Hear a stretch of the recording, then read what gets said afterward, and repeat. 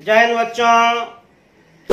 आज का सुविचार है, हमें अपने जीवन का लक्ष्य निर्धारित करना चाहिए, क्योंकि कहा जाता है लक्ष्य विहीन मनुष्य पशु के समान है। जब हम अपने जीवन में लक्ष्य निर्धारित कर लेते हैं तो हमारा पूरा शक्ति, हमारा पूरा फोकस उसे प्राप्त करने के लिए केंद्रित हो जाता है। परंतु जब हमारे जीवन का कोई लक्ष्य नहीं होता है तो हम बहुत सारा हार्ड वर्क करते हैं, काफी कठिन मेहनत करते हैं, परंतु हमारा कोई लक्ष्य ही नहीं रहता है, हमारा उद्देश्य किसी जगह केंद्रित नहीं हो पाता है और हम सफल नहीं हो पाते हैं। इसलिए मेरे प्यारे बच्चों, अपने जीवन का लक्ष्य निर्धारित करें, जरूर निर्धारित करें, क्योंकि जब आप एक बार लक्ष्य निर्धारित कर लीजिएगा तो फिर उसके बाद जो आप वर्क कीजिएगा वह एक लक्ष्य पर केंद्रित करके कीजिएगा, जिससे कि आपके जीवन में उन्नति होगी और आप सफलता की ओर मजबूती से बढ़िएगा और जीवन में निश्चित रूप से सफल बनिएगा। अब हम अपने टॉपिक पर आते हैं। पिछले क्लास में एक्सरसाइज 1.2 उसके लिए जो कुछ थ्योरी था, कुछ उसका डेफिनेशन था, उसे हम बारीकी से समझा दिए। आज हम सवाल को सॉल्व करना स्टार्ट करते हैं। एक्सरसाइज 1.2 प्रश्न को सॉल्व करना स्टार्ट करते हैं, एकदम ध्यान से, पूरा मन से। पहला क्वेश्चन क्या है? निम्नलिखित संख्याओं को अभाज्य गुणनखंडों के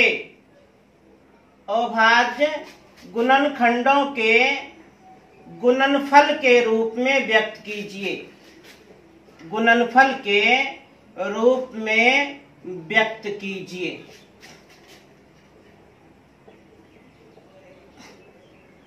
ध्यान दीजिए, ये सब बहुत इजी है, बहुत आसान है। निम्नलिखित संख्याओं को अभाज्य गुणनखंडों के गुणनफल के रूप में व्यक्त कीजिए। आराम से व्यक्त कर देंगे, कोई दिक्कत नहीं होगा। ये तो बहुत इजी प्रश्न है। जैसे पहला क्वेश्चन है 140, तो 140 को अभाज्य गुणनखंड के गुणनफल में व्यक्त करना है। तो 140 का अभाज्य गुणनखंड निकाला जाए, 2 से लगाएंगे, 2 सते 14, 0, फिर 2 से 35 दूनी 70, फिर 2 से 5 से 5 सते 35, अंत में मिल गया 7। 7 अभाज्य संख्या है। जैसे ही अभाज्य संख्या मिल जाए तो आप रुक जाइए, आगे नहीं बढ़ सकते। अभाज्य गुणनखंड करते समय हम रुकते कब हैं, ठहरते कब हैं? हम उसी समय रुकते हैं जब हमको लास्ट में कोई अभाज्य संख्या मिल जाती है। 7 अभाज्य संख्या है तो हम रुक गए। इसलिए 140 बराबर 2 बार आया है तो 2 पर पावर 2 गुना 5 एक बार आया है तो गुना 5, 7 एक बार आया है तो गुना 7। अब आप लोग बताओ मेरे शेर और शेरनियों, 2, 5 और 7 क्या है? अभाज्य संख्या। अब बीच में कौन चिन्ह? गुना। तो 140 को अभाज्य गुणनखंड के गुणनफल में व्यक्त कर दिए। इसी प्रकार 2 नंबर 156 डायरेक्ट हल करते हैं, 2 से लगेगा। 2 सते 14, 1 6 16, 2 8 16, फिर 2 से लगेगा, 2 तिया 6, 1 8 18, 2 9 18। अब 3 से लगेगा, 3 इकाई 3, 3 तिया 9, अंत में मिल गया 13। 13 अभाज्य संख्या है। और जैसे ही अभाज्य संख्या दिख जाए बस वहां रुक जाओ, वहां ब्रेक लगा दो। हम भी रुक गए। इसलिए 156 बराबर 2, तो 2 बार आया है तो 2 पर पावर 2 गुना 3 एक बार आया है गुना 13। अब आप लोग ही बताओ, 2, 3 और 13 क्या है? अभाज्य संख्या। अब बीच में गुना, अर्थात 156 को भी अभाज्य गुणनखंड के गुणनफल में व्यक्त कर दिए। इसी प्रकार 3 नंबर 3825। इसे भी अभाज्य गुणनखंड के गुणनफल में व्यक्त करना है। क्या जाए, 2 से तो नहीं लगेगा, 3 से। 8 2 10, 10 5 15, 15 3 18, 3 से लग रहा है। 3 इकाई 3, 3 दूनी 6, 2 2 22, 3 7 21, 1 5 15, 3 5 15। फिर 3 से, 3 चौक 12, 3 दूनी 6, 1 5 15, 3 5 15। अब 5 से, 5 8 40, 2 5 25, 25 25। फिर 5 से 17 25 85। और 17 अभाज्य संख्या है। और जैसे ही अभाज्य संख्या मिल जाए तो मेरे बहादुर छात्र आप रुक जाओ, ठहर जाओ। तो रुक जाते हैं। इसलिए 3825 बराबर 3 तो 2 बार आया है, 3 पर पावर 2 गुना, 5 भी 2 बार आया है, 5 पर पावर 2 गुना, 17 तो 1 बार आया है। 3 5 और 17 अभाज्य संख्या गुना के रूप में हम व्यक्त कर दिए। अब देखिए 4 नंबर। 4 नंबर में क्या है, 5005। चलिए भाई इसका भी अभाज्य गुणनखंड किया जाए। करते हैं। 5 से, 5 इकाई 5, 0 0, 5 इकाई 5, 1001। क्या किसी से लग रहा है 1001?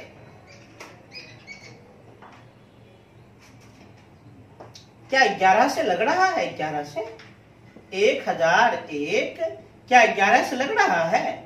11 नमा 99, 1 कट गया 1, 11 कहीं 11। हाँ ये तो 11 से पूरा पूरा कट रहा है, 91 आएगा। चलिए तो लगा सकते हैं। 11 से हम लगाएंगे तो जानते हैं कितना मिलेगा, 91 बार में पूरा पूरा कट जाए। अब तो ये 7 से भी लग रहा है, 7 से लगा दीजिए। 7 13 7 91, अंत में मिल गया 13। 13 अभाज्य संख्या है। जैसे ही अभाज्य संख्या मिले तो रुक जाओ, ब्रेक लगा दो, तो लगा दी। इसलिए 5005 बराबर 5 गुना 11 गुना 7 गुना 13 हो गया आंसर। अच्छा कुछ विद्यार्थी क्या सोचते हैं, सर जी आरोही क्रम में दर्शाना चाहिए। अरे भाई गुना है, क्रम बदल देंगे तो कोई दिक्कत नहीं है। हाँ ये ध्यान रखो केवल अभाज्य संख्या दिखनी चाहिए। 5 11 7 और 13 क्या है? अभाज्य संख्या, प्राइम नंबर। अब 5 नंबर देखा जाए। 7429 क्या जाए इसका अभाज्य गुणनखंड? 7429 का, गर्मी काफी अधिक है। 4 2 6, 6 9 15, 15 7 22। 2 से नहीं, 3 से नहीं, 4 से नहीं, 5 से नहीं, 6 से नहीं, 7 से लगेगा? 7 से भी नहीं, 8 से नहीं, 8 से भी नहीं, 9 से नहीं, 6 9 15 7, 10 से नहीं, 11 से, 7 7 2 9, 4 9 13, 11 से 9, 12 से, 13 से लगा कर देखते हैं। इसको हम 13 से लगा कर देखते हैं। 13 5 65, 13 6 78, 13 5 65। 14 में 5 घटाएंगे 9, कट गया 2, 13 7 91, 1 कट गया 9, नहीं 13 से नहीं। उसके बाद 14 15 16 17 से लगा कर देखते हैं। 17 से, 17 चौके 68, 14 में 8 घटेगा 6, कट गया। 17 51, 17 7 79। हाँ वेरी गुड। 17 बार में तो पूरा पूरा कट रहा है भाई साहब। 17 बार में, जब 17 बार में हम लगाए कितना आया है? 437 आया है, 437। अब देखिए अब किससे लग रहा है? क्या 17 से लगेगा? पुनः नहीं, 17 से तो अब नहीं लग रहा है। 437 यदि 17 से लगाएंगे तो 17 दूना 34।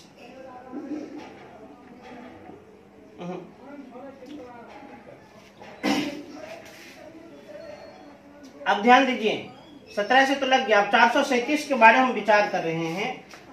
7 छाके 42, एक 7 नहीं, 7 से भी नहीं, 13 39, 4 13 से भी नहीं, 19 से लगाकर हम कोशिश करते हैं।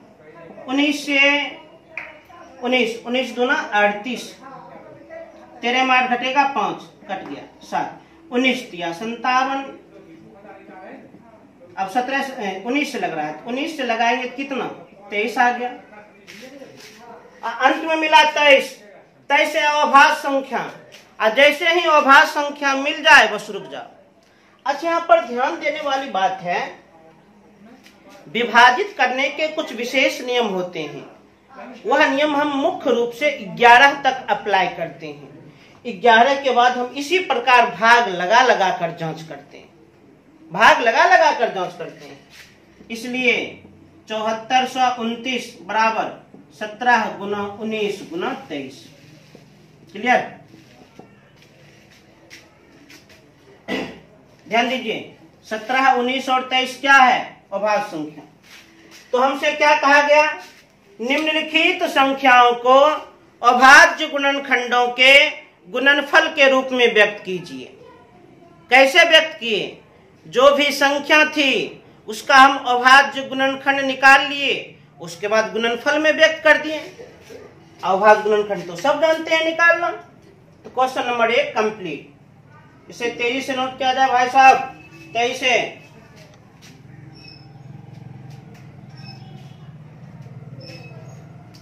चलिए, क्वेश्चन नंबर 1 हो गया कंप्लीट। अब देखा जाए क्वेश्चन नंबर 2। अब क्या देखना है, क्वेश्चन नंबर 2 को।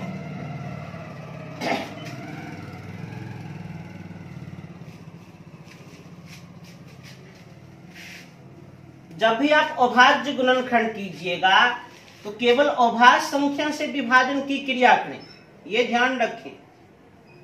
और वह अभाज्य संख्या किसी भी क्रम में हो सकता है, ऐसा नहीं कि आरोही क्रम, किसी भी क्रम में हो सकता है।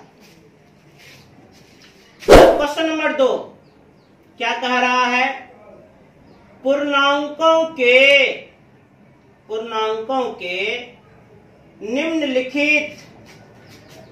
निम्नलिखित युग्मों के एचसीएफ और एलसीएम ज्ञात कीजिए। एलसीएम ज्ञात कीजिए तथा इसकी जांच कीजिए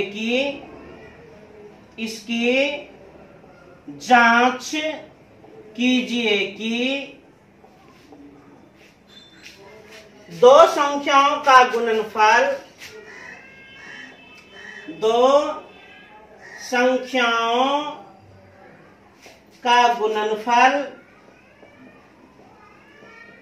बराबर एचसीएफ गुना एलसीएम है। ध्यान दो, क्वेश्चन नंबर 2 में क्या कहा जा रहा है, क्वेश्चन नंबर 2 में क्या कहा जा रहा है, पूर्णांकों के निम्नलिखित युग्मों के एचसीएफ और एलसीएम ज्ञात कीजिए। पूर्णांकों के निम्नलिखित युग्मों के एचसीएफ और एलसीएम ज्ञात कीजिए तथा इसकी जांच कीजिए दो संख्याओं का गुणनफल बराबर एचसीएफ गुना एलसीएम। आराम से जांच कर लेंगे।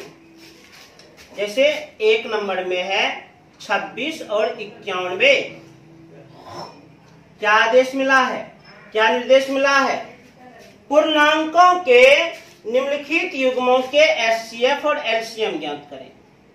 तो हमें 26 और 91 का एचसीएफ और एलसीएम ज्ञात करना है। कैसे, अभाज्य गुणनखंड विधि से। कौन विधि से, अभाज्य गुणनखंड विधि से। तो सबसे पहले जो संख्या दी गई है उसका हम अभाज्य गुणनखंड निकाल लेते हैं, उसका अभाज्य गुणनखंड निकाल लेते हैं। 2 13 दूना 26, अंत में 13 मिल गया। 13 अभाज्य संख्या है, आगे नहीं बढ़ेंगे। 3 तिया 9, 3 से नहीं लग रहा। 7 13 7 91, इसलिए 26 बराबर 2 गुना 13, 91 बराबर 7 गुना 13। क्या कह रहा है? पूर्णांकों के निम्नलिखित युग्मों के एचसीएफ और एलसीएम ज्ञात कीजिए। तो 26 और 91 का एचसीएफ और एलसीएम ज्ञात करना है।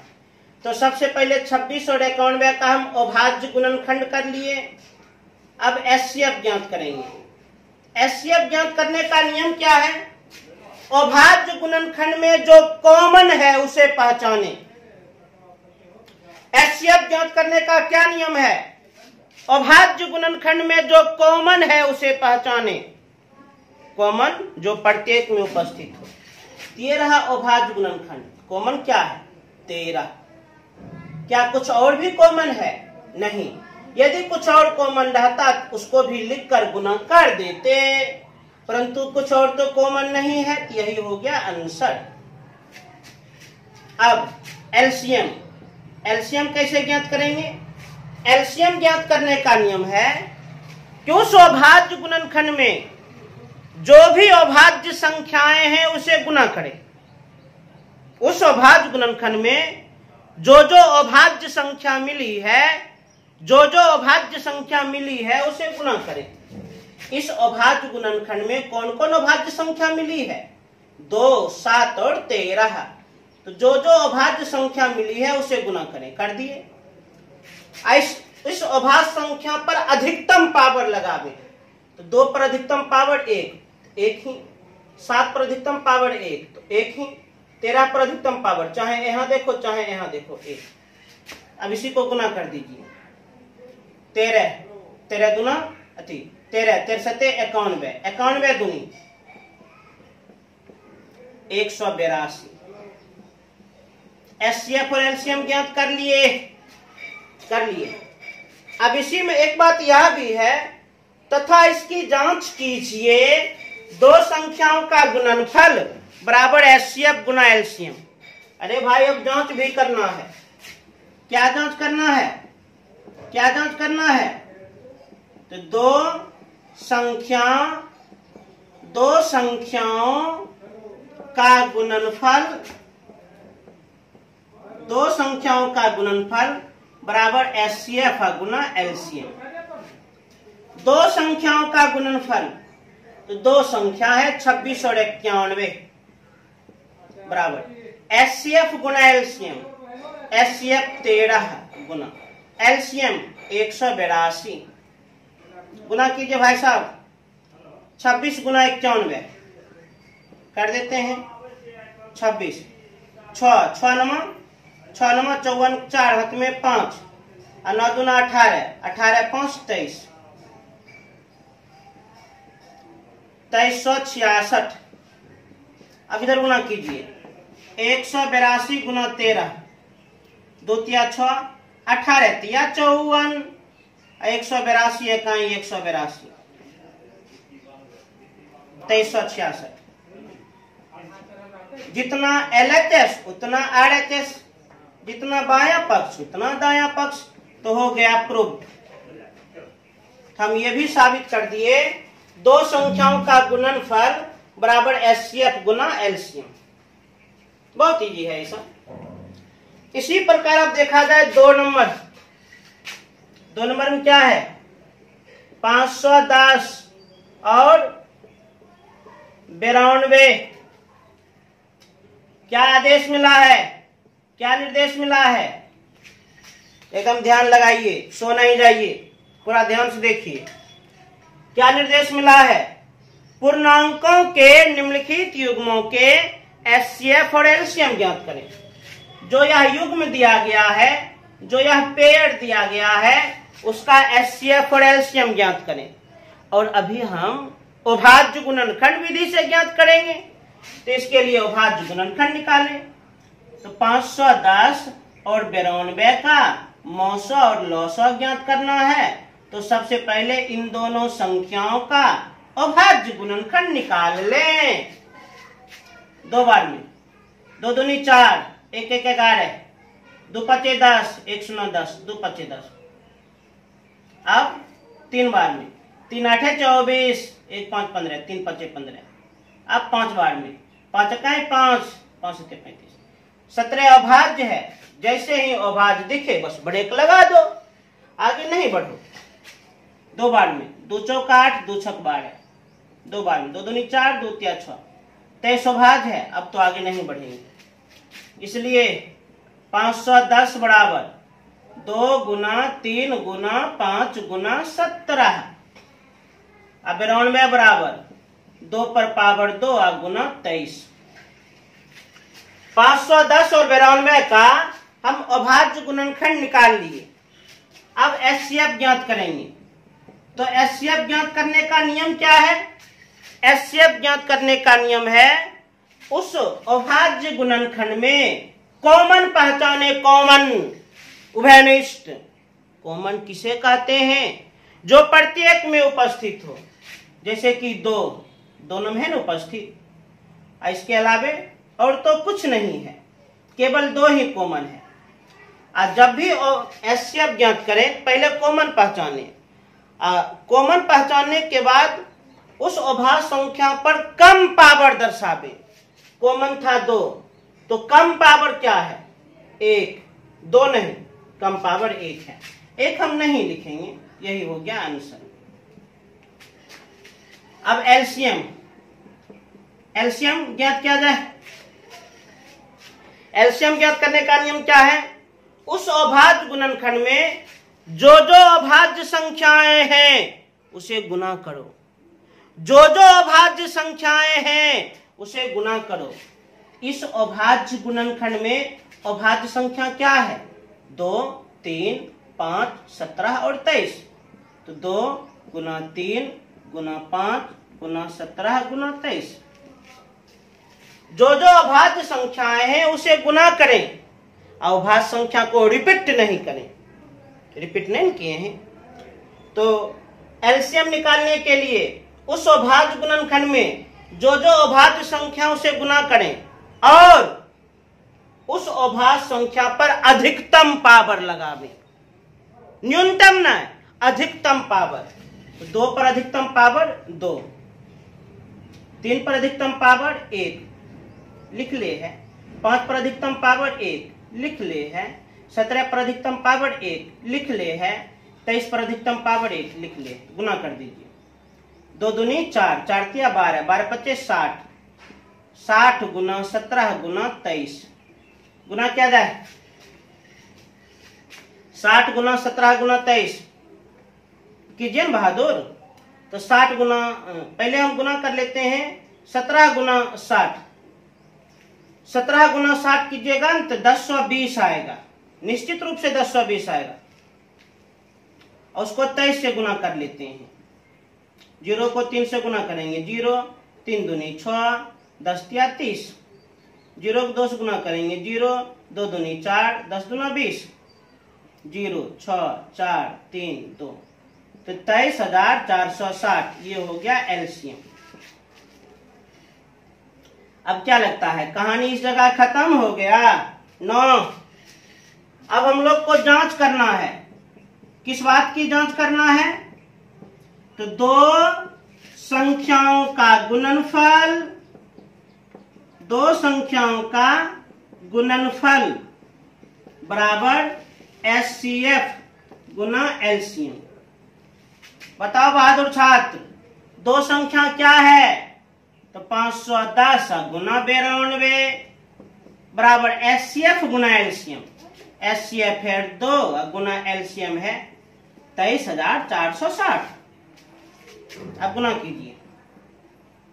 510 गुना 92, कितना गुना करेंगे? 510 गुना 92, 510 गुना 92। 0 2 5 दूनी 10, 0 9 9 5 45, 0 2 9 6 4, तो 46,920। अब उधर भी 2 को 0 से गुना करेंगे, 0 2 छक 12, 2 हाथ में 1, 2 चौक 8, 1 9, 2 तिया 6, 2 दूनी 4, 46,920। LHS बराबर RHS प्रूव। पसीना देख रहे हैं या पसीना? मेरे कठोर परिश्रम का प्रतीक है, संकेत है।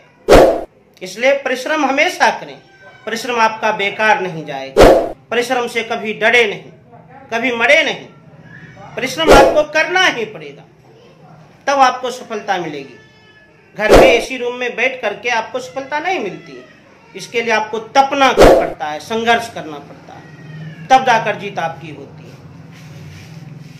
इसे तेजी से नोट किया जाए।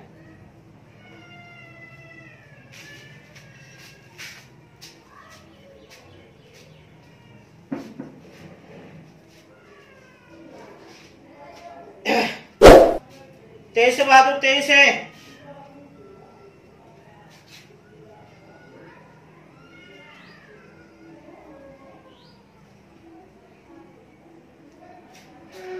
चलिए अब मिटाकर 3 नंबर थोड़ा हम बना देते हैं। क्या नहीं बनेगा 3 नंबर? इसको तो हम चुटकी में मसल देंगे। 3 नंबर बनना तो है।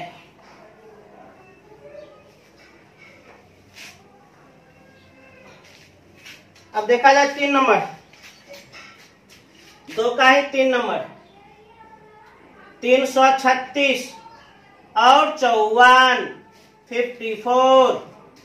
अब देखा जाए बहादुर, वीर बहादुर, तो इन संख्याओं का एचसीएफ और एलसीएम ज्ञात करना है।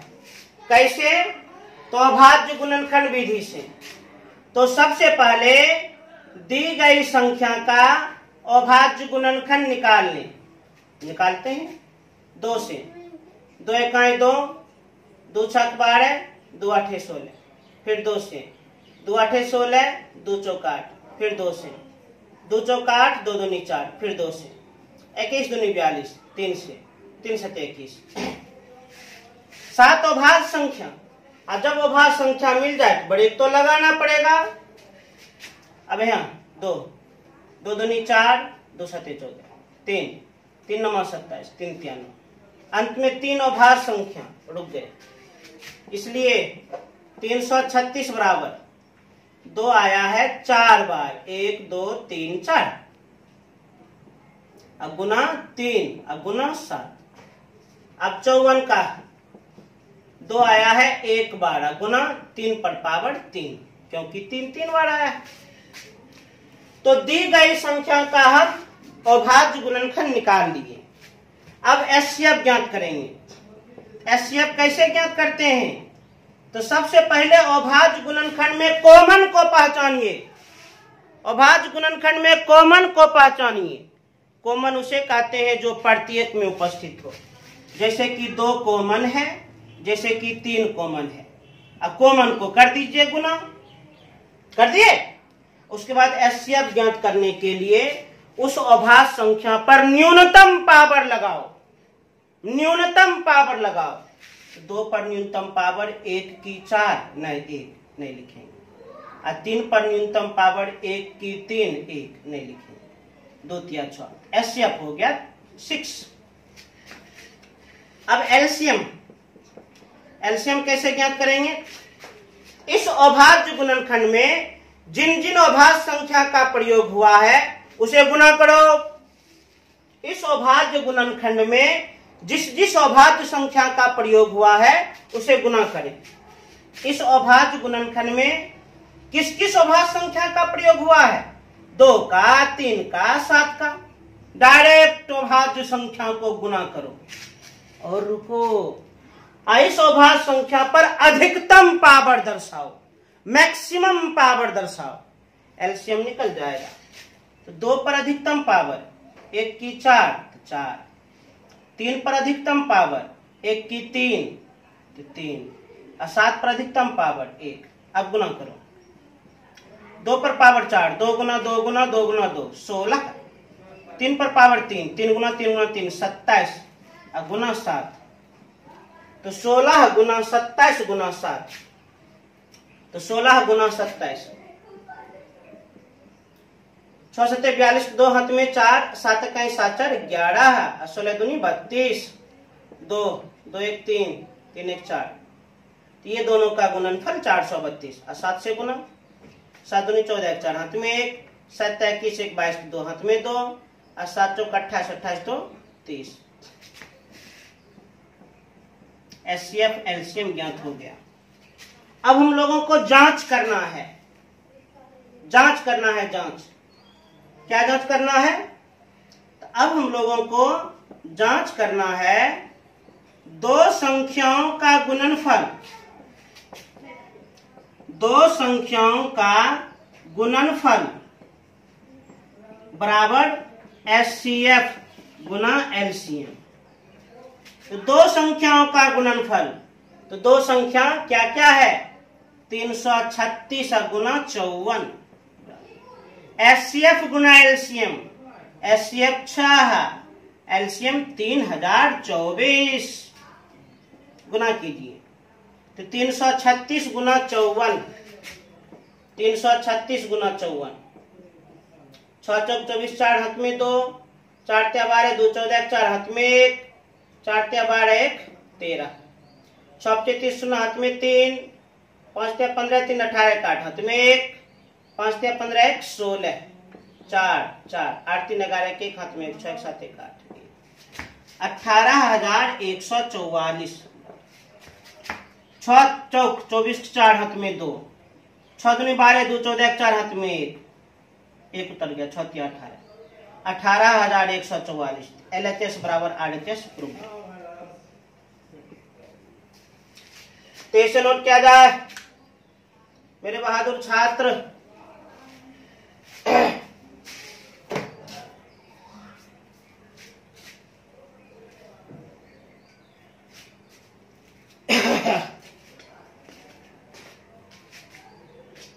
चलिए अब आगे हम बढ़ते हैं क्वेश्चन नंबर 3 पर। कितना पर बहादुर छात्र? क्वेश्चन नंबर 3 को देखा जाए। उम्मीद करते हैं जो भी प्रश्न आप लोगों को बता रहे हैं काफी इजी है। और ध्यान दीजिए, हम जो भी प्रश्न को बता रहे हैं पूरा एक्सप्लेनेशन देते हैं उसका, इसलिए हम आप लोगों से ये उम्मीद भी करते हैं कि आप लोग 100/100 लाकर दिखाइएगा। और जरूर दिखा सकते हैं। ऑफलाइन में मेरे बहुत सारे छात्र 100/100 लाए हैं, जो हमें काफी खुशी देती है। ऑनलाइन स्टार्ट किए हैं तो इसमें भी आएगा, जरूर आएगा। अब देखा जाए क्वेश्चन नंबर 3। अभाज्य गुणनखंडन विधि द्वारा निम्नलिखित पूर्णांकों के एचसीएफ और एलसीएम ज्ञात कीजिए।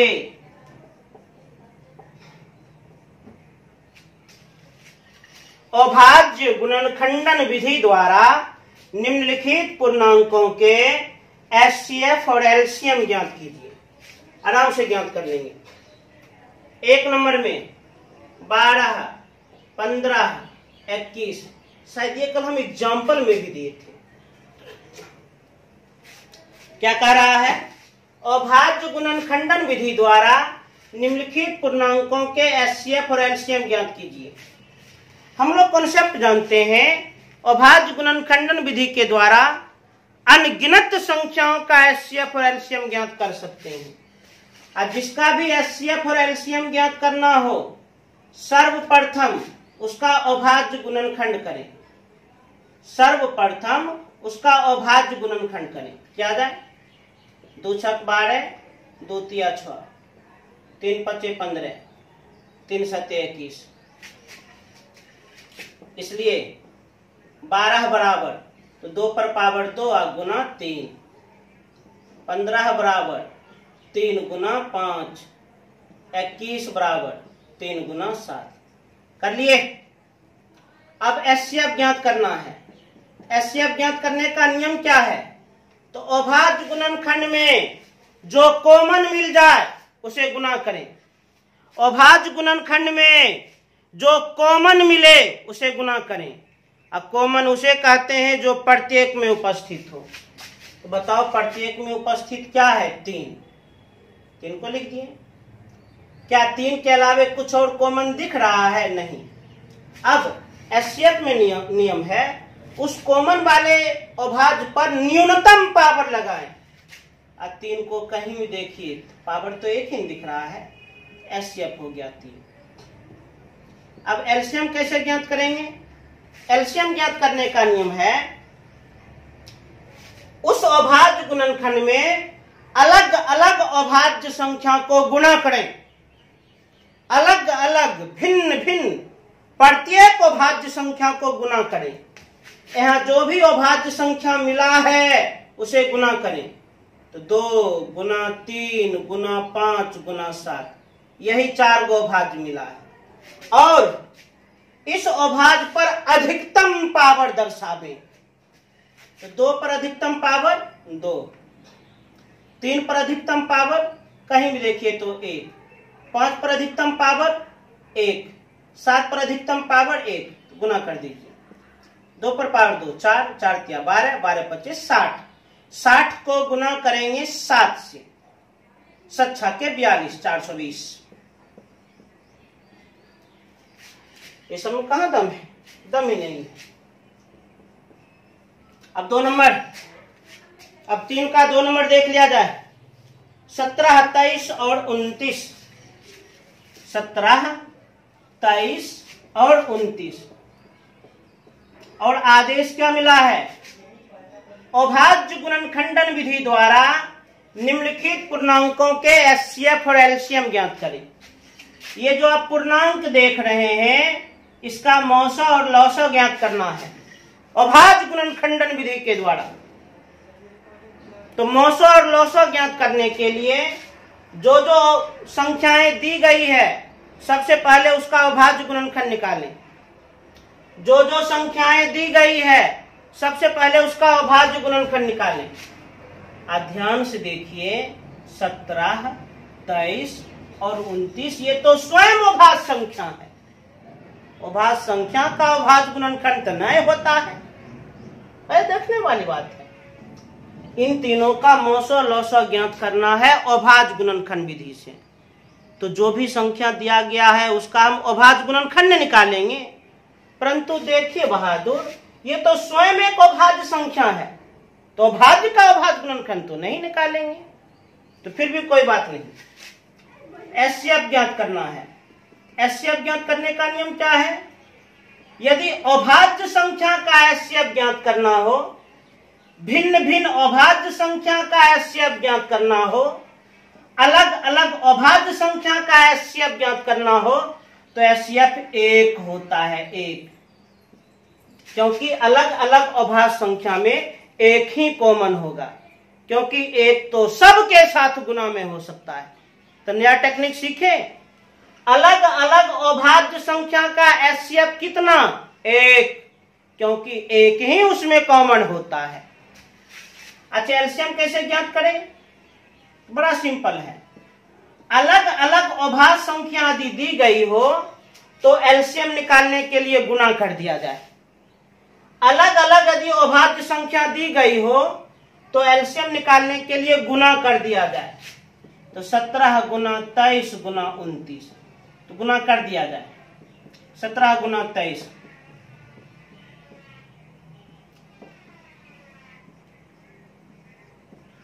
अब इसको 29 से गुना कर देते हैं। 9 9 81 के हाथ में 8, 9 3 27, 27 8 35, 1 गुना 2, 9 दूनी 28 हाथ में 1, 3 दूनी 6 1 7, 8 5 13 3 हाथ में 1, 7 3 10, 10 1 11, 11,339। 17 3 51, 17 दूना 34, 9 9 9 81 के हाथ में 8, 9 3 27, 27 8 35, 2 9 दूनी 28 में 3 6 1 7। ठीक। अब 3 नंबर, 3 नंबर में क्या है सवाल? 3 नंबर में सवाल दिया गया है 8 9 और 25। 8 9 और 25, 8, 9 और 25 का एचसीएफ और एलसीएम ज्ञात करना है। और हम जानते हैं जिस संख्या का भी एचसीएफ और एलसीएम ज्ञात करना हो, जिस पूर्णांक का भी एचसीएफ और एलसीएम ज्ञात करना हो, सबसे पहले उसका अभाज्य गुणनखंड करें। तो 2 से 2 चौका 8, 2 दूनी 4, 3 से 3 तिया 9, 5 से 5 25। 8 का अभाज्य गुणनखंड तो 2 पर पावर 3, 9 का अभाज्य गुणनखंड 3 पर पावर 2, 25 का अभाज्य गुणनखंड 5 पर पावर 2। अब एचसीएफ ज्ञात करें। एचसीएफ ज्ञात करने का नियम क्या है? उस अभाज्य गुणनखंड में यदि कोई अभाज्य संख्या कॉमन है तो उसे गुना कर दें। क्या 2 सब में है? क्या 3 प्रत्येक में है? क्या 5 प्रत्येक में है? एचसीएफ ज्ञात करने का नियम, उस अभाज्य गुणनखंड में कॉमन को पहचान ले, कॉमन को। अब कॉमन तो कुछ नहीं दिखाई दे रहा है। जब कॉमन कुछ भी नहीं दिखे, जब कॉमन कुछ भी नहीं दिखे तो एचसीएफ 1 होता है, 1, क्योंकि 1 सबके साथ गुना में रहता है। एलसीएम, एलसीएम ज्ञात करने का नियम क्या है? तो उस अभाज्य गुणनखंड में प्रत्येक अभाज्य संख्या को गुना कीजिए। उस अभाज्य गुणनखंड में प्रत्येक अभाज्य संख्या को गुना कीजिए। कर देते हैं तो 2 गुना 3 और गुना 5। प्रत्येक अभाज्य संख्या को गुना कीजिए। अब प्रत्येक अभाज्य संख्या पर अधिकतम पावर लगाइए। तो 2 पर अधिकतम पावर 3, 3 पर अधिकतम पावर 2, 5 पर अधिकतम पावर 2, गुना कर दीजिए। 2 का घन 8 गुना 3 का वर्ग 9 गुना 5 का वर्ग 25, 25 गुना 8 200, और 200 को हम 9 से गुना करेंगे 1800। 23 से नोट किया जाए। एकदम पूरा इंटरेस्ट लेते हुए पढ़िए, पूरा मजा में पढ़िए। निराश होकर नहीं पढ़ना चाहिए, पूरा उत्साही मन से पढ़ना चाहिए, तब आप सीखिएगा। अब मुंह लटका करके सिर पर बोझ बनाकर पढ़िएगा तो कुछ भी नहीं सीखिएगा। 23 से नोट करें। 3 नंबर भी कंप्लीट। अब देखा जाए क्वेश्चन नंबर 4। क्वेश्चन नंबर 4 को देखा जाए।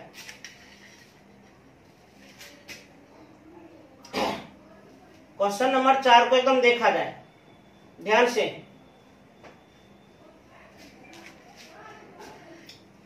ध्यान दीजिए, पूरा एक्सप्लेन करते हुए आगे बढ़ रहे हैं। पूरा हम एक्सप्लेन करते हुए आगे बढ़ रहे हैं, इस बात का ख्याल कीजिए। अब क्वेश्चन नंबर 4 को देखिए। क्वेश्चन नंबर 4 का क्या कहना है? क्वेश्चन नंबर 4 को देखिए। क्वेश्चन नंबर 4 क्या है? क्वेश्चन नंबर 4 HCF किसका किसका 306 और 657 का HCF बराबर 9 दिया है, दिया है। LCM 306 और 657 ज्ञात कीजिए। ये तो बहुत सिंपल प्रश्न है। अरे 2 संख्याएं दी गई है, 2 संख्याएं दी गई है। पहली संख्या है 306 और दूसरी संख्या है 657। इन दोनों संख्या का HCF 9 दिया है और यही दोनों संख्या का LCM पूछा जा रहा है। बहुत इजी प्रश्न हो गया। इन दोनों संख्या का HCF 9 दिया गया है और यही 2 संख्या का LCM पूछा जा रहा है। ये तो बहुत इजी प्रश्न है। तो ब्रैकेट को देख करके बताइए पहली संख्या और दूसरी संख्या क्या है। ब्रैकेट के अंदर में देखिए न, झांकिए न। पहली संख्या 306 और दूसरी संख्या 657। इन दोनों संख्या का एचसीएफ कितना दिया गया है? 9। और यही दोनों संख्या का एलसीएम पूछ रहा है, अर्थात लॉसअ पूछ रहा है। आप लोग को सूत्र बताए हैं। एलसीएम अर्थात लॉसअ बराबर क्या होता है सूत्र? पहली संख्या गुना दूसरी संख्या बटे एचसीएफ अर्थात मौसा। पहली संख्या 306, दूसरी संख्या 657, एचसीएफ मौसा 9। क्या 9 से कर सकता है? 9 सते 63, 2 7 27, 9 तिया 27, तो 306 गुना 73 कर लीजिए, वही आंसर होगा। तो 306 गुना 73, 6 तिया 18 का 8 हाथ में एक उतर जाएगा, 3 तिया 9, 6 सते 42, 2 हाथ में 4 उतर जाएगा, 7 तिया 21, 22,338। तो क्वेश्चन नंबर 4 कंप्लीट बन गया, वीर बहादुर बन गया। अब देखिए क्वेश्चन नंबर 5। क्वेश्चन नंबर 5 को देखा जाए। क्वेश्चन नंबर 5 में क्या कह रहा है मेरे शेर और शेरनियों, ध्यान से देखिए। जांच कीजिए कि क्या किसी प्राकृत संख्या n के लिए, किसी प्राकृत संख्या n के लिए संख्या 6 to the power n अंक 0 पर समाप्त हो सकती है, 0 पर समाप्त हो सकती है। ध्यान दीजिए। जांच कीजिए कि, जांच करना है, जांच कीजिए कि क्या किसी प्राकृत संख्या n के लिए, n यहां पर कौन सी संख्या है? प्राकृत संख्या, नेचुरल नंबर, 1 2 3 4 5 6 7 8 बढ़ते रहेगा। n के लिए 6 पर पावर n अंक 0 पर समाप्त हो सकती है। 6 पर पावर n 0 पर समाप्त हो सकती है, तो गुण याद कीजिए। वही संख्या 0 पर समाप्त होती है जिसके अभाज्य गुणनखंड में 2 तथा 5 हो, 2 तथा 5 हो। तो 6 पर पावर n 0 पर समाप्त हो सकती है, तो जांच करने के लिए अभाज्य गुणनखंड करेंगे। 6 पर पावर n, तो 6 का अभाज्य गुणनखंड 2 गुना 3, उस पर पावर n। n है प्राकृत संख्या है। यदि 1 लीजिएगा दोनों 1 1 बार, 2 लीजिएगा दोनों 2 2 बार, 3 लीजिएगा दोनों 3 3 बार होगा।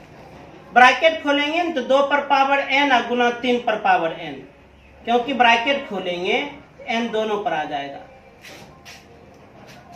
6 पर पावर n 0 पर समाप्त हो सकती है, तो जांच करने के लिए हम इसका अभाज्य गुणनखंड कर दिए। और नियम जानते हैं, कोई भी संख्या 0 पर तभी समाप्त हो सकती है जब उसके अभाज्य गुणनखंड में 2 भी हो 5 भी हो। 2 तो है परंतु 5 नहीं है, तो ये 0 पर समाप्त नहीं होगा। लिखेंगे चूंकि अभाज्य गुणनखंड में 2 है परंतु 5 नहीं है, इसलिए 6 पर पावर n अंक 0 पर समाप्त नहीं हो सकती है, 0 पर समाप्त नहीं हो सकती है। क्योंकि 0 पर समाप्त उसी स्थिति में होगी जब अभाज्य गुणनखंड में 2 भी हो 5 भी हो। तेजी से नोट करें।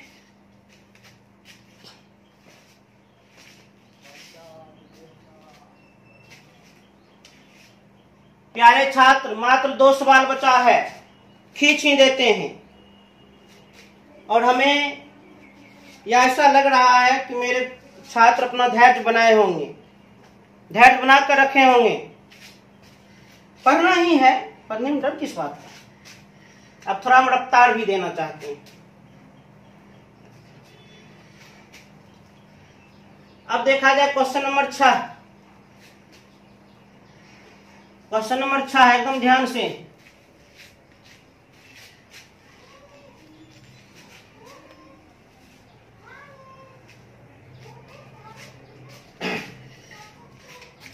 क्वेश्चन नंबर 6 देखिए, क्या है सवाल।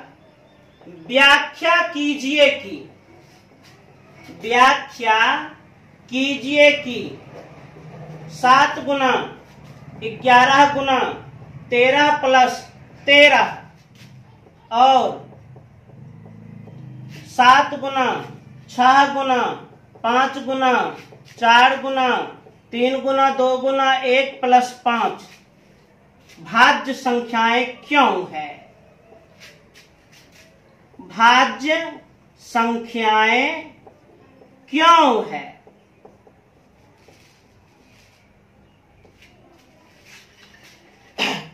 प्रश्न क्या कहा बाबू रे, एकदम ध्यान से देखो। प्रश्न क्या कह रहा है।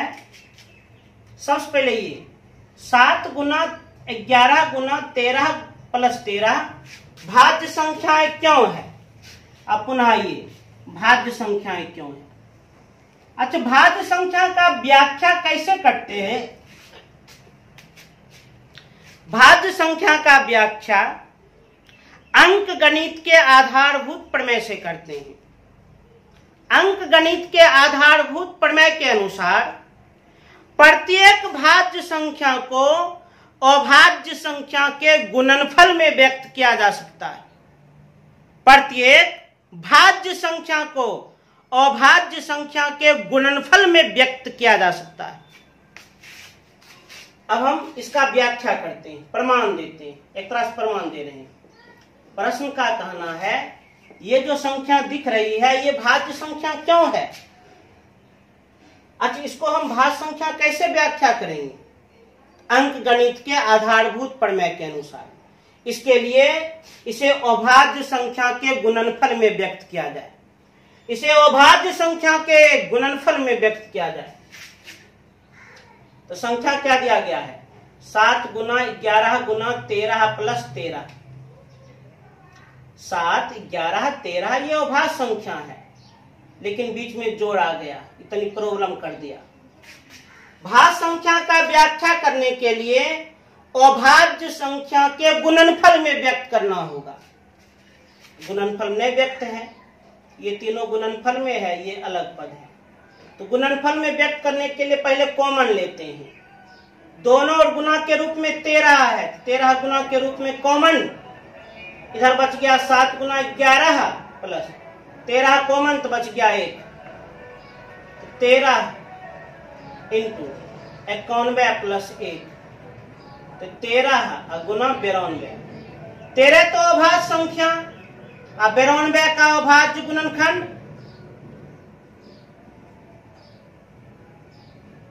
2 पर पावर 2 गुना 23, तो 13। अब 92 के लिए क्या लिखेंगे, 2 पर पावर 2 गुना 23। अब आप लोग ही बताओ बहादुर, बताओ मेरे से, ये 13 कौन सी संख्या, अभाज्य संख्या। 2 कौन सी संख्या, अभाज्य संख्या। 23 कौन सी संख्या, अभाज्य संख्या। और किस रूप में व्यक्त है, गुना के रूप में। संसार में जिस किसी भी संख्या को अभाज्य संख्या के गुणनफल में यदि हम दर्शा देते हैं तो गारंटी के साथ वह भाज्य संख्या ही होती है। कैसे, अंक गणित के आधारभूत प्रमेय से। तो चूंकि 7 गुना 11 गुना 13 प्लस 13 को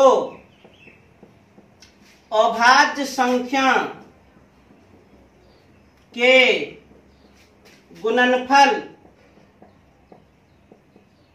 में व्यक्त किया गया है, व्यक्त किया गया है। इसलिए अंकगणित के आधारभूत प्रमेय से, अंकगणित के आधारभूत प्रमेय से हम कह सकते हैं दी गई संख्या 7 गुना 11 गुना 13 प्लस 13 क्या है? भाज्य संख्या। एकदम हम व्याख्या कर दिए। देखिए, सवाल को बनाने का एक अच्छा तरीका भी होना चाहिए। सवाल को उल्टा पुल्टा घस घिस के नहीं बनाना चाहिए।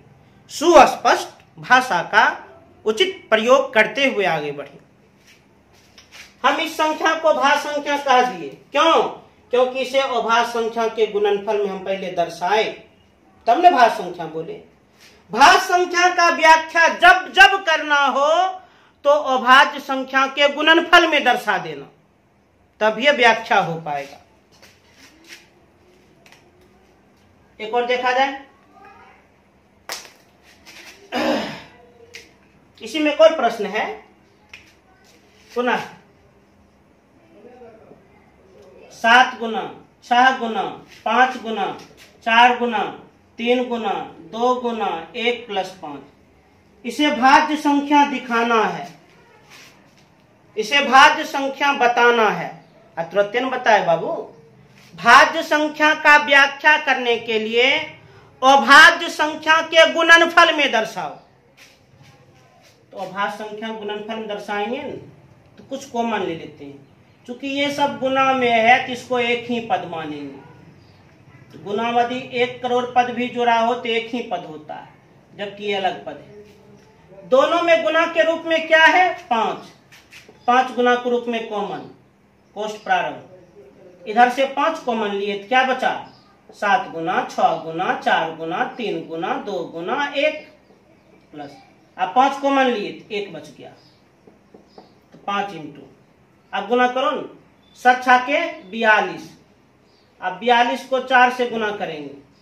अच्छा, 4 तिया 12, 12 गुना 24, 24 को 1 से गुना करेंगे 24, 4 तिया 12, 12 गुना 24, 24 को 1 से गुना करेंगे 24, इधर 42, तो 42 गुना 24, 2 चौक 8, 4 चौक 16, 2 दूनी 4, 4 दूनी 8, 1008। अब प्लस 1, तो 5 गुना 1009। 1009 थोड़ा हम चेक कर लेते हैं कौन सी संख्या है। 7 से कटेगा 1009, थोड़ा जांच कीजिए तो। 7 इकाई 7, 3 0 30, 7 चौक 28, 2 9 29 नहीं। 13 से 13 7 91 नहीं। 17 से 19 से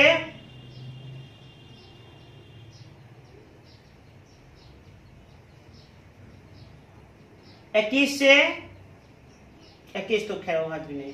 23 से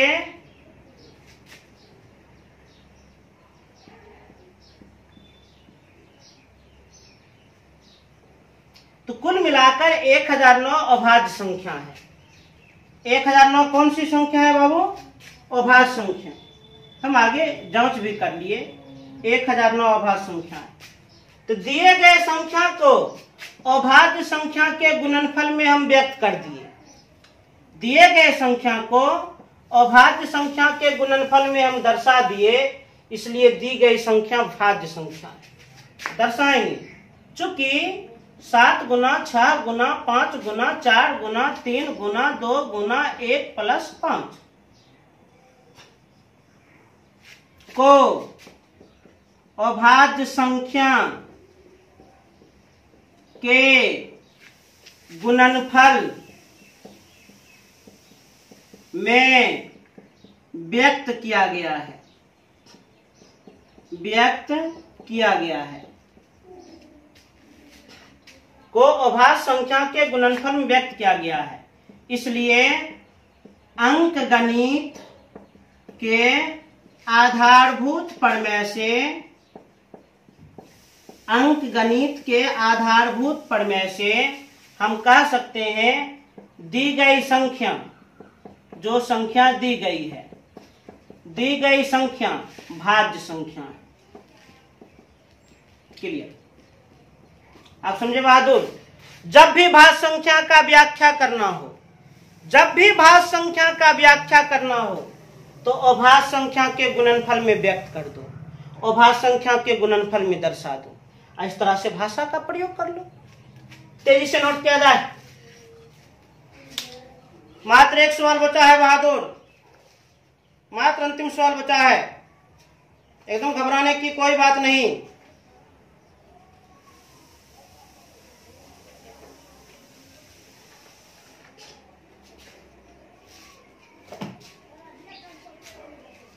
नोट कर लिए होंगे। अब देखा जाए लास्ट प्रश्न, अब देखा जाए अंतिम प्रश्न। अंत भला तो सब भला। अपने पेशेंस को बनाए रखें।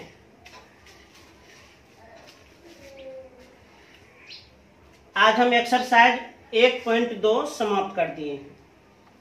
थोड़ा हम इस तरह से बढ़ते हैं, हर प्रश्न का व्याख्या भी करते चल रहे हैं, जिससे हम बस एक ही मेरा उद्देश्य है, एक ही लक्ष्य है कि आप लोग बहुत सरल भाषा में इसे समझें। अब क्वेश्चन नंबर 7, पहले क्वेश्चन देख लीजिए। कहता है किसी खेल, 7 नंबर क्वेश्चन जो है आप लोग बुक से ही देख लो, बड़ा लॉन्ग है, नहीं उतना लिखेंगे, किताब सामने तो होगा ही। किसी खेल के मैदान के चारों ओर एक वृत्ताकार पथ है। खेल के मैदान के चारों ओर वृत्ताकार रास्ता है। मैदान के चारों ओर कैसा रास्ता है? वृत्ताकार रास्ता है, वृत्त के आकार का रास्ता है। इस मैदान का एक चक्कर लगाने में सोनिया को 18 मिनट लगते हैं। इस फील्ड का एक चक्कर लगाने में, एक चक्कर लगाने में सोनिया को कितना? 18 मिनट का समय लगता है। जबकि इसी मैदान का एक चक्कर लगाने में रवि को 12 मिनट लगते हैं। इसी मैदान का एक चक्कर लगाने में रवि को 12 मिनट लगते हैं। मान लीजिए वे दोनों एक ही स्थान और एक ही समय पर चलना प्रारंभ करके एक ही दिशा में चलते हैं, तो कितने समय बाद वे पुनः प्रारंभिक स्थान पर मिलेंगे? सुनिए, किसी खेल के मैदान के चारों ओर वृत्ताकार रास्ता है। इस मैदान का एक चक्कर लगाने में सोनिया को 18 मिनट लगते हैं, जबकि रवि को 12 मिनट लगते हैं। मान लीजिए वे दोनों एक ही स्थान और एक ही समय पर चलना प्रारंभ करके एक ही दिशा में चलते हैं। मान लीजिए सोनिया और रवि मैदान के एक ही स्थान, यही स्थान, एक ही स्थान से और एक ही समय से, एक ही स्थान से और एक ही समय से और एक ही दिशा में चलते हैं, तो पुनः कितने देर के बाद वे दोनों मिलेंगे? पुनः कितने देर के बाद वे दोनों मिलेंगे? तो जब भी इस तरह का प्रश्न हो न, तो एलसीएम निकाल लें।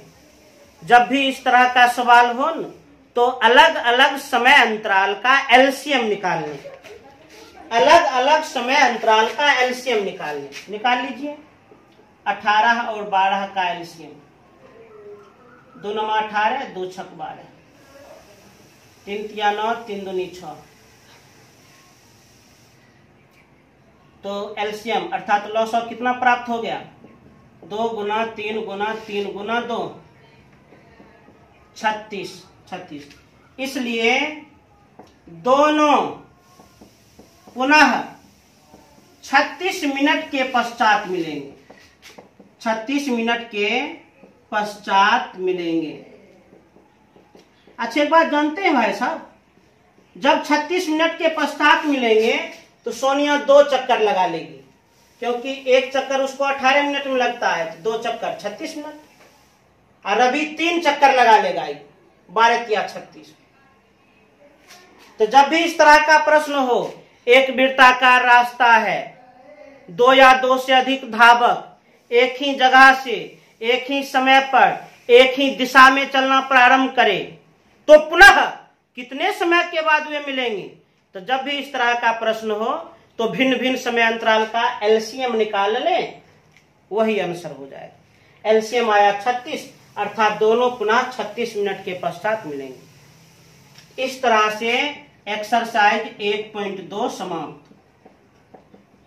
पूरा एक्सप्लेनेशन के साथ समाप्त किए। उम्मीद करते हैं आप लोग इसे पूर्ण रूप से समझ गए होंगे। थोड़ा इसे पहले नोट कर लें। पूर्ण रूप से समझ गए होंगे, जरूर समझ गए होंगे। तो जब समझ गए होंगे तो फिर हम आप लोगों से कामना करते हैं, क्या कामना करते हैं कि एक्सरसाइज 1.2 ये आपका होमवर्क रहा। आप लोग एकदम सुंदर अक्षर में, बेहतरीन अक्षर में, बेस्ट अक्षर में इसे बनाकर अब मेरे इस मोबाइल नंबर पर व्हाट्सएप कर दीजिएगा। एकदम एक्सरसाइज 1.2 को सुंदर अक्षर बनाकर इस मोबाइल नंबर पर व्हाट्सएप कर दीजिएगा। आपको कैसे पहचानेंगे? आपका नाम, पिताजी का नाम, ग्राम, आपका जिला, आपका मोबाइल नंबर,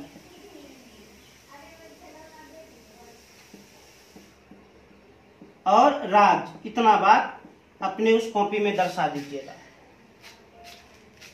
जैसे एक्सरसाइज 1.1 में आप लोग किए थे, बहुत अच्छा लगा कि आप लोग अलग अलग जिला से भी फिलहाल पढ़ रहे हैं। कुछ सहरसा जिला से हैं, कुछ नवादा जिला से हैं, कुछ पूर्वी चंपारण से हैं, कुछ समस्तीपुर से हैं, खगड़िया जिला को तो है ही अनेक छात्र। तो आप लोग को ये अच्छा लग रहा है तो आप लोग इसे निश्चित रूप से कमेंट में जरूर लिखिए। जब आप कमेंट लिखते हैं तो फिर हमें एहसास होता है कि आप हमसे जुड़े हुए हैं, आप हमसे कनेक्ट हैं, फिर पढ़ाने का कुछ और मजा हो जाता है। तो फिर से हम अगले क्लास मिलेंगे, एक्सरसाइज 1.3 का थ्योरी और उसका डेफिनेशन समझाएंगे, फिर क्वेश्चन आंसर बताएंगे। तब तक के लिए जय हिंद।